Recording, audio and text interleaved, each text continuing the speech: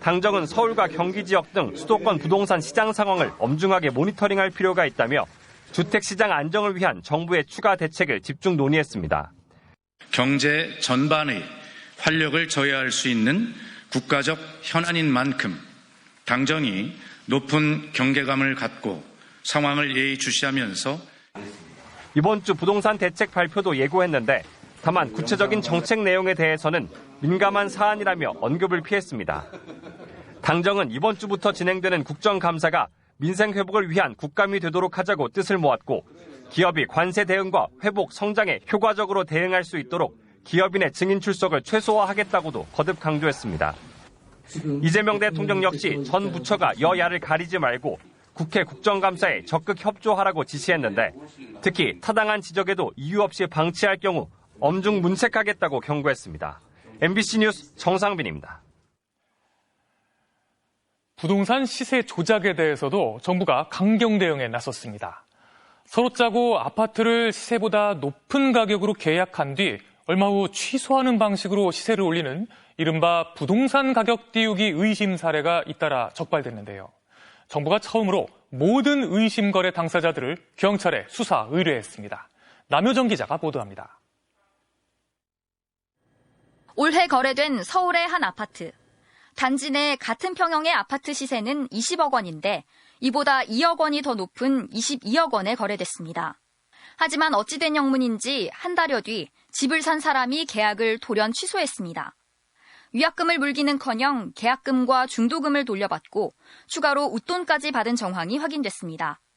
그 사이 해당 아파트는 7천만 원이 더 올라 22억 7천만 원에 다른 사람에게 팔렸습니다. 친족끼리 매매한 또 다른 아파트 역시 시세보다 높은 가격에 팔렸다가 얼마 안 가 거래가 취소됐고 이 아파트는 다른 사람에게 1억 원 더 비싸게 팔렸습니다. 실제 시장 가치보다 인위적으로 가격을 높아 보이게 만드는 이른바 부동산 가격 띄우기 수법입니다. 가격 상승에 대한 기대가 있고 매수자들이 불안감에 추격 매수하는 구조라면 가격을 상승시키는 영향을 미칠 수 있죠, 실제로. 국토부는 이들이 시장 투명성을 높이기 위한 아파트 실거래가 공개 제도를 악용해 집값을 부풀렸다고 봤습니다. 지난 2년여 동안 서울 아파트 가격 띄우기 의심 거래 425건 가운데 정황이 확인된 8건을 다음 주까지 모두 수사 의뢰할 계획입니다. 정부는 이번 수사 의뢰가 공인중개사가 아닌 거래 당사자 일반인에 대한 직접 처벌 규정을 신설한 이후 이를 적용한 첫 사례라고 밝혔습니다. MBC 뉴스 남효정입니다. 이어서 캄보디아 범죄단지 피해 속보입니다. 캄보디아에서 감금과 고문에 시달리며 범죄를 강요받고 있다는 우리 국민의 구조 요청이 빗발치고 있는데요. 캄보디아에 일하러 갔다 연락이 끊긴 한 대학생의 아버지가 우리 경찰에 실종 신고를 했지만 2달 가까이 아무런 답이 없다고 합니다. 문다영 기자가 단독 취재했습니다. 아버지가 찾는 아들은 20살 대학생 김수환 씨입니다. 지난 6월 아들이 아는 형한테서 캄보디아에서 큰 돈을 벌 수 있다고 들었다고 했다고 합니다. 수영장 안전요원 일이었습니다. 한 달 일하면은 1,000만 원 넘게 번다고 그렇게 그때 그 얘기는 했었어요. 그래서 저는 그런 일이 없다고 분명히 말을 했었고요. 아버지가 말렸지만 아들은 캄보디아로 출국했고 연락이 끊겼습니다. 출국 2달 뒤 김 씨의 쌍둥이 동생한테 모르는 번호로 전화가 왔습니다. 작은 목소리로 살려주세요 라고 말해서 제가 전화 듣다 보니까 뭔가 수환이 목소리인 것 같아서 너 거기 어디야 하니까 어디야 하는 순간 그 다른 사람이 전화 받아서 욕을 하면서 경찰에 실종 신고했지만 2달 가까이 소식이 없습니다. 그냥 이렇게 계속 기다리는 방법밖에 없는 겁니까? 일단은 다른 방법은 없죠. 외교 당국을 통해 캄보디아 경찰에 협조를 요청한 것 말고 다른 방법이 없다는 겁니다. 얼마나 긴박했으면은 그 말 한마디 몇 마디 못하고 나 어디 있어 이 말도 못하고 그러고 전화를 끊었을까. 캄보디아 경찰은 본인이 직접 감금 피해를 신고해야 움직입니다. 신고자의 현재 위치, 연락처, 감금된 건물 사진과 이름, 여권 사본, 얼굴 사진, 본인 구조 요청 영상도 요구합니다. 이렇게 까다로운 건 가족이나 친구가 신고에 출동하면 정작 당사자가 감금이 아니라고 하는 경우가 많아서라는 게 우리 외교부 설명입니다. 자발적 피싱 범죄 가담자도 있다는 겁니다. 외교부는 신원과 위치 정보만 확인해도 출동해달라고 캄보디아에 요청하고 있습니다. 올해 한국 공관에 들어온 감금 신고는 지난 8월까지 330건, 최근 폭증하는 추세입니다. 경찰서는 계속 기다리라고 하니까 저희는 답답한 것이죠. 저는 마지막 심정으로다가 여기 MBC에 도와주라고 전화 드린 겁니다. 도와주세요. 경찰청이 서둘러 자료를 내놨습니다.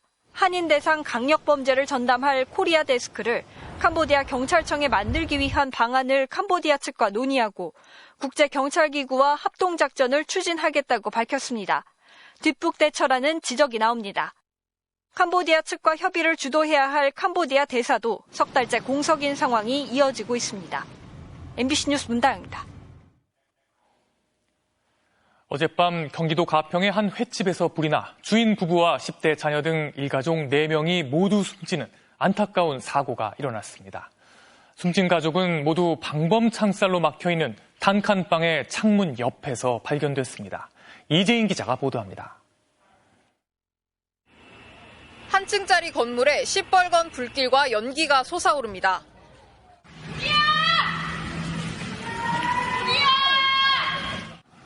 어젯밤 11시 10분 경기 가평군 청평면의 한 횟집에서 불이 나 40대 식당 주인 부부와 고등학생 딸, 중학생 아들 등 일가족 4명이 목숨을 잃었습니다. 보시면 천장까지 모두 타서 구조물이 드러나 있고요. 유리창도 이렇게 깨져서 파편들이 널브러져 있습니다. 가족은 식당 안쪽에 있는 3평형 크기의 단칸방에서 살았던 것으로 알려졌습니다. 숨진 4명 모두 창문 옆에서 심정지 상태로 발견됐습니다. 방범 창살로 막혀 있어 탈출이 불가능했습니다. 불길과 연기로 막힌 식당 출입구 말고는 밖으로 바로 대피할 다른 문도 없었습니다. 한 주민은 숨진 부부와 통화했다며 안타까운 상황을 전했습니다. 소방차 오기 전에 통화를 했는데 못 나온다 그랬습니다. 불이 번져서 못 나오고 뜨겁고 문이 막혀서 못 나온다 그랬다. 소방은 화재 신고를 받고 현장에 6분 만에 도착했지만 내부 진입이 더뎠습니다. 방 안에 있던 가족을 찾는데 1시간 정도 걸렸습니다. 불은 3시간 25분 만에 꺼졌습니다. 청정 부분이 무너지고 이런 상태에서 저희들이 건물 내 진입을 못하고 직원들의 안전상 못하고 그다음에 경찰은 시신을 부검해 사망 원인을 밝히기로 했습니다. 불이 무슨 이유로 어디서부터 시작됐는지는 아직 확인되지 않았습니다. 경찰과 소방이 현장 감식을 했지만 내부가 전부 불에 타 화재 원인 규명에는 시간이 걸릴 것으로 보입니다. MBC 뉴스 이재인입니다. 윤석열 정부 시절 불거진 인천세관 마약 수사 외압 의혹에 대해 이재명 대통령이 철저한 수사를 지시했습니다. 이 대통령은 오늘 대변인실을 통해 지휘 고하를 막론하고 성역 없이 엄정 수사하라면서 세관 마약 사건 당시 경찰 수사 책임자였던 백혜룡 경정을 파견하는 등 수사팀을 보강하라고 지시했습니다. 이문정 검사장이 지휘하고 있는 검경 합동수사팀은 인천세관 공무원들이 마약 밀수에 연루됐다는 의혹과 관련해 윤 전 대통령 부부가 외압을 행사했는지 등을 수사하고 있습니다. 이어서 지난 대선 과정에서 한덕수 전 국무총리를 둘러싸고 벌어진 석연치 않은 사무실 거래에 대한 MBC 단독 보도 전해드립니다. 지난 4월 국민의힘의 대선 후보 경선이 진행되던 당시 한 전 총리의 후원회를 자처하는 단체가 국회 앞 사무실을 급히 계약했던 사실이 뒤늦게 드러났는데요. 계약금을 입금한 단체가 한덕수 후원회가 아니라 세계평화군이라는 낯선 이름이었습니다. 이 단체의 정체가 뭔지 먼저 이기주 기자가 단독 보도합니다. 국민의힘 대선 후보 선출을 위한 2차 경선이 한창 진행 중이던 지난 4월 25일 여의도 국회 앞에 한 건물 담당자 측에 한 통의 전화가 걸려왔습니다. 전화를 걸어온 건 70대 남성 이모 씨. 자신을 한덕수 후원회장이라고 소개합니다. 우리가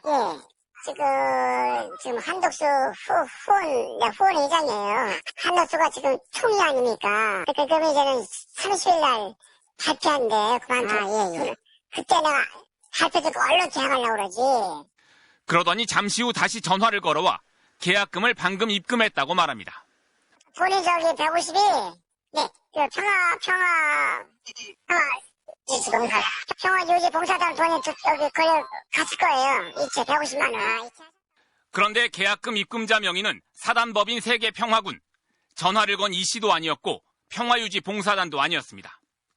같은 이름의 단체를 확인해보니 경기도청에 등록된 비영리 종교법인이 있었는데 등기부상 주소지에는 세계평화군 대신 키즈카페가 운영 중이었습니다.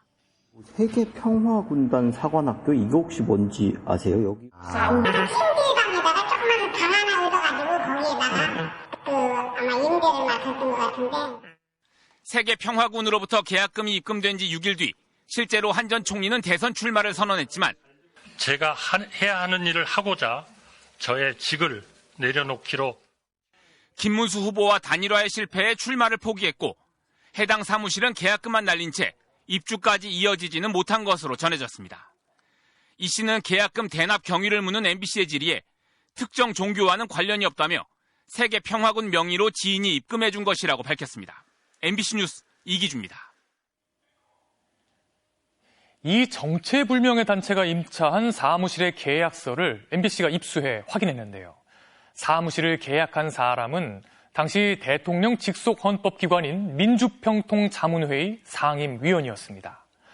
현직 민주평통상임위원이 현직 국무총리의 대통령 선거를 지원한 걸로 볼 수 있는 대목인데요. 정치 중립 위반 소지도 커 보입니다. 이어서 김상훈 기자의 단독 보도입니다. 국회에서 5분 거리에 위치한 11층짜리 건물. 이 건물은 유력 정치인들이 선거 때마다 캠프를 마련하는 이른바 선거 명당 중 한 곳입니다. 임대 계약이 됐던 8층 사무실로 직접 찾아가 봤습니다. 건물 관리인은 소규모 선거 캠프로 많이 쓰이는 곳이라며 당시 체결한 계약서를 보여줬습니다. 지난 4월 25일자로 직접 계약서를 작성한 당사자는 이모 씨. 누가 들어도 정말 5월 2일 날부터 한덕수 캠프로 사용되는구나. 누구라도 믿을 수밖에 없는 그런 상황이었어요. 당시 이 씨가 남기고 간 명함입니다. 민주평화통일자문회의 상임위원이자 윤석열 전 대통령의 취임준비위원회 자문위원을 맡은 이력도 써 있습니다. 민주평통은 대통령이 의장을 맡는 대통령 직속 헌법기관으로 윤 전 대통령 측근인 석동현 변호사가 사무처장을 맡았던 곳입니다. 이 씨는 2023년 8월 윤석열 정부 때 임명돼 최근 2년의 임기를 마쳤는데 사무실 계약 당시에는 현직 민주평통 간부 신분이었습니다. 민주평통은 선거 때마다 정치적 중립을 지켜달라는 공문을 위원들에게 보내는데 이 씨는 이를 어기고 대선 기간 현직 총리를 지원하고 나선 셈입니다. 이에 대해 민주평통은 당시 이 씨가 상임위원이긴 했지만 개인적인 활동은 알기 어렵다고 답했고 이 씨는 MBC와의 통화에서 대선 캠프가 아니라 노사모 같은 모임을 가지려 했던 것이었다며 이후 한 총리의 행동이 민주주의에 맞지 않다고 느껴 계약을 없는 걸로 했다고 말했습니다. 현직 국무총리였던 한덕수를 대통령 후보 그걸 넘어서 대통령까지 만들려고 했던 보이지 않는 손이 작동했다라는 의심이 듭니다. 한 전 총리에게도 이 씨나 세계평화군과의 관련성에 대해 물었지만 한 전 총리는 답하지 않았습니다. MBC 뉴스 김상훈입니다.